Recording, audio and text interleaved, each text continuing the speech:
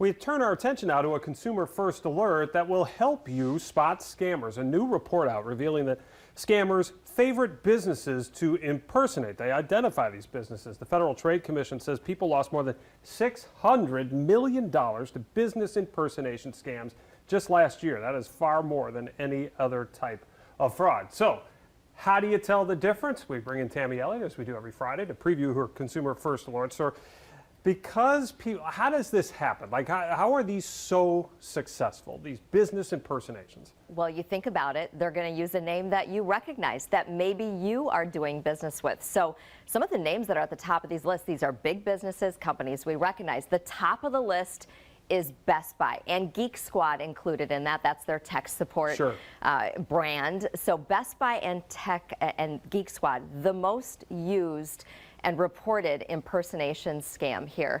And as I was talking about doing this story this week, Chris, so one of our producers in our newsroom said, I just got one of these Geek Squad, renew your subscription. And he said, he got an email and he said, well, I knew it was a scam because I don't have a subscription to this, but it was for $599. So the thing is, these are how the emails work. We talk about this a lot in our consumer alerts. It'll tell you that you're going to be charged, and if you think there's a mistake, to contact them. That contact phone number in that Geek Squad email, I verified that. That's not the real contact, and that's how the scammers are getting you. We talk about this with other types of impersonation scams too, where they will give you either false information, a fake phone number to call, or a fake link to follow.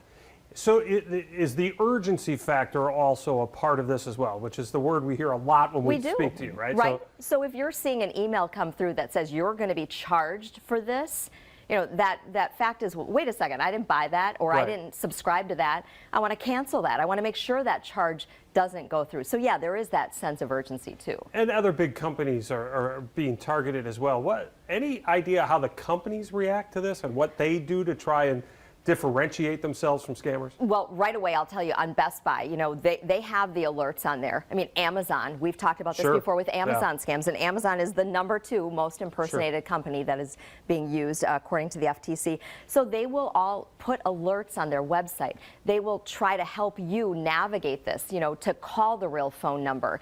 I mean, they're battling this as much as the Federal Trade Commission is battling this too. All right, much more on this good stuff coming up today on Action 2 News at 5 with this Consumer First Alert. Tammy, thanks.